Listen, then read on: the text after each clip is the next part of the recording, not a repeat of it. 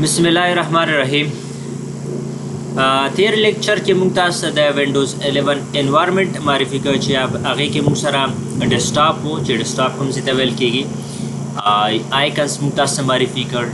په هغه کې موږ تاسو یوزر آیکن، سیستم آیکن، ټاسک بار، کویک لانچ ایریا، نوټیفیکیشن ایریا، حتی د ډیسکټاپ هر یو الیمنټس باندې موږ تاسو خبرې وکړې. سو نن به راشو د تھرډ ویډیو دی زموږ د دې پلی لیست. نو په دې کې به موږ تاسو په رایټ کلیک باندې یعنی پاپ اپ مینیو یا ریفرش مینیو باندې موږ به تاسو لیکچر اخلو.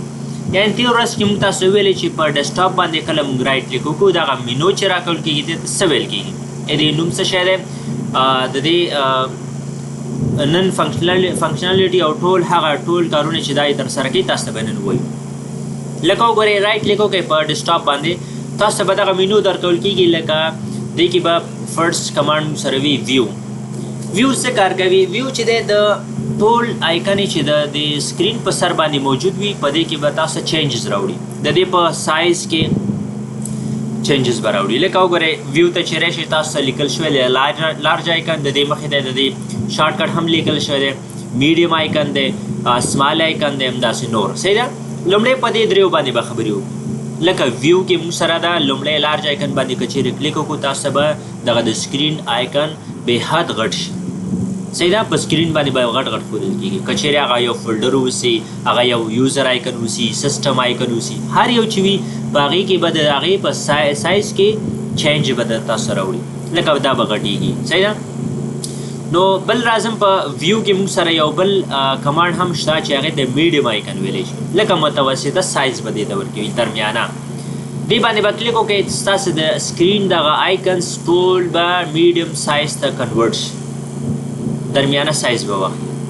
خو که چیرې راشو ورباندې دلته په ویو باندې ماوس هاور کړو، راشو سمال آیکن باندې کلیک وکړو، نو ټول آیکن یې په وړوکي سایز باندې به کنورټ شي. صحیح ده؟ نو تاسو کولی شئ د دې په واسطه خپل د کمپیوټر دغه آیکن سایز تبدیل او تغییر کړئ. د دې لپاره موږ یو بله لاره طریقه هم لرو. تاسو به د کیبورډ څخه کنټرول بټن پریس کړئ او ماوس دغه سکرولر به دا تاو کړئ. نو ګورئ آیکن سایز کې به ډېر بې حده وړوکی شي. صحیح ده؟ که چیرې بل خوا ته یې تاو کړئ نو دا به همداسې په اندازه باندې به د دې تغییر شي او دا به غټېږي به. ګورئ دغه خپل سایز نه هم بې حده غټ شو. خو که چیرې دا په بل ډایرکشن باندې سکرول کو نو دا به خپل سایز کې به چینجز راوړي. نو دا په دوه طریقو سره کولی شو د دې سایز کې بدلون راوړو.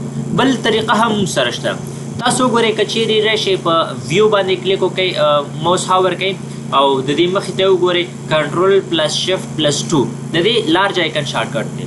د میډیم لپاره کنټرول پلس شفټ پلس 3 دی، د سمال لپاره کنټرول پلس شفټ پلس 4 دی. د هر یو لپاره تاسو ته شارټ کټ درکړل شو دی.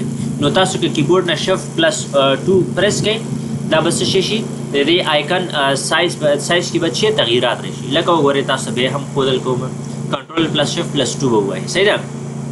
نو کنټرول پلس شفټ پلس 3 ووهئ، ګورئ د دې سایز کې به بدلون راشي. صحیح ده؟ کنټرول پلس شفټ پلس 3 داسې 4 به ووهئ. صحیح ده؟ لکه په هغې کې به تاسو ته بدلون او تغییرات به راشي. دی د دې شارټ کټ ورکړل شوی دی. صحیح ده؟ بل موږ سره ګورئ یو کمانډ دی په ویو کې آټو ارینج آیکن. آټو ارینج آیکن څه کار کوي؟ مطلب زما د کمپیوټر دغه آیکن په اتومات شکل ارینج کړه. لکه وګورئ زما په سکرین باندې دغه آیکن چې دی یو خوا پروت دی، بل خوا پروت دی. زما که چیرې هر یو رانیسم او دلته اکدمه دا به ډېر ماته شي کې وخت به زما ضایع کړي. خو زه غواړم په یو کلیک سره ټول په یو سایډ کې ارینج کړم. نو دا به څنګه کېږي؟ تاسو به راشئ رایټ کلیک وکړئ، ویو ته به راشئ او ورته دا آټو ارینج آیکن ټیک مارک آن کړئ. نو ګورئ هر څه به په خپل یو ځای باندې منظم شي.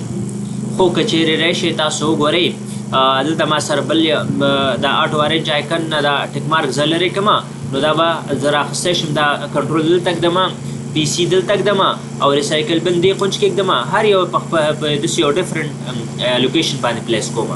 نو که چیرې زه راشم ویو ته او ورته وایم چې آټو ارینج آیکن دا ټول به په خپله منظم شي. خو که چیرې آټو ارینج آیکن آن اوسي نو تاسو دا آیکن یو ځای نه بل ځای ته وړلی نه شئ، ځکه دا کمانډ آن دی او دا یې نه پرېږدي چې د یو ځای نه بل ځای ته لاړ شي. نو تاسو به څه کوئ؟ رای بشي دغه ویو کمانډ ته ورته وایي چې اډ اورنج آیکن نه ټیک مارک لري کا او بیا نو د دې نه پس زه کولی شم دا آیکن یو ځینه بل ځای یوسم. صحیح ده؟ ها هغې نه پس ما سره څه شی دی الاین آیکنز ټو ګریډ ګورې دا ټیک مارک آن دی. صحیح ده؟ که چېرې زه دا آیکن رالم او یو ځای کې ږدمه دا به په دې خپل ګریډ کې ځان اډجسټ کوي. صحیح ده؟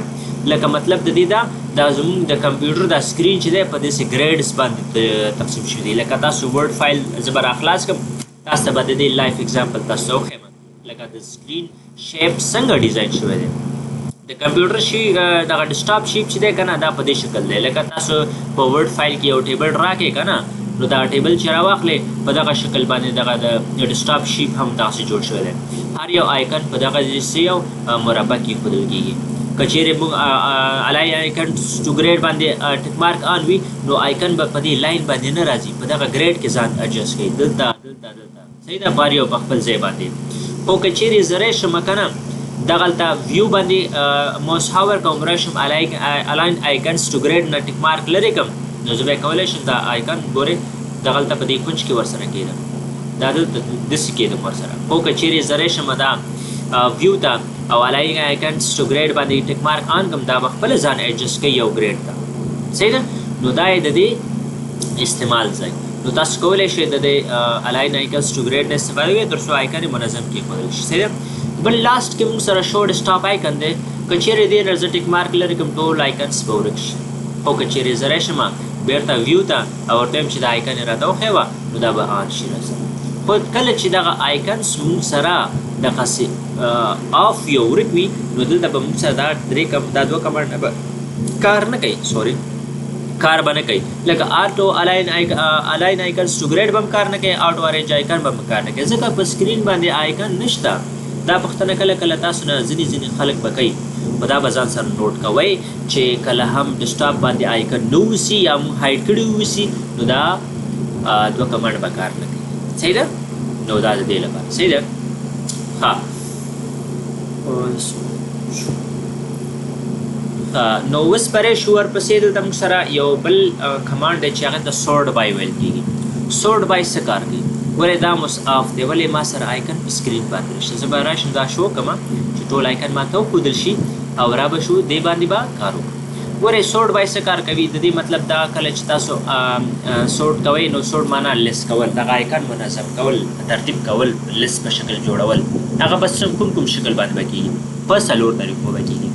یو طریقه یې دا ده چې آیکن به د نیم په شکل باندې منظم کېږي. لکه تاسو په ډکشنري لیدلی وي اول د A ورډس راځي بیا B ورډس راځي بیا C بیا D همدغسې په ترتیب سره ټول راځي لکه ډکشنري کې داسې ورډونه منظم شوي دي. دلته هم تاسو کولی شئ که چیرې نیم کلیک کړئ هر یو به په خپل نوم باندې منظم کېږي. صحیح ده؟ د نیم په شکل باندې. خو که چیرې زه راشم سورټ بای سایز انتخاب کړم د سایز له نظره د اندازې له نظره به دا موږ سره منظم کېږي. صحیح ده؟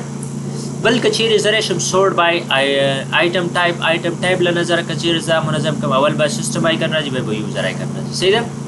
خو که چیرې زه راشم ډیډ موډیفاید په باندې منظم کوم نو ډیډ موډیفاید له مخکې به دا منظم شي راسره. صحیح ده؟ چې کوم تاریخ باندې کوم جوړ شوی دی هغه مخکې او وروسته. صحیح ده؟ په دې شکل باندې. او بل ما سره څه شی دی ریفریش دی. ریفریش تاسو خپله پوهېږئ چې کله موږ دا ریفریش کمانډ کاروو دا به زموږ کمپیوټر دا سپیډ به لږ سره زیات کېږي. صحیح ده؟ ریفریش کوي به تازه کوي به. صحیح ده؟ هغې نه په دې کمانډ باندې ما نه بهتر تاسو ښه پوهېږئ. صحیح ده؟ ښه نو دا اوس زموږ د پلی لیست دغه تھرډ ویډیو چې په نن ورځ کې موږ تاسو ته په رایټ کلیک باندې خبرې وکړې یعنې ریفریش یا پاپ اپ مینو باندې خبرې وکړې چې تاسو کولی شئ ډېر استفاده وکړئ تر څو ځینې کمانډ چې هغه تاسو ویو کمانډ هم تاسو تشریح کړه داسې نور. صحیح ده؟ نو دا زموږ د نن ورځ ویډیو تاسو کولی شئ دغه زموږ چینل خپل ملګرو سره ریکمنډ کړئ تر څو هغوی هم ترې نه استفاده وکړي او خپل زموږ په ویډیوګانې باندې لازمي کامنټ لایک او شیر وکړئ تر څو موږ ستاسو نه خبر اوسو تر څو چې تاسو زموږ ویډیوګانې کتلی شئ. صحیح ده؟ او بله خبره ده چې کله هم زموږ په ویډیو کې یا په لیکچر کې څه مسله یا څه مشکل تاسو سره پیدا کېږي یا کوم پوښتنه پیدا کېږي تاسو کولی شئ په کمنټ کې موږ سره شریک کړئ تر څو موږ ستاسو پوښتنې جواب په یو ویډیو شکل کې یا هم په لیکلې بڼه تاسو ته وړاندې کړو. نو زموږ ویډیوګانې باندې حتمي او لازمي کمنټ او لایک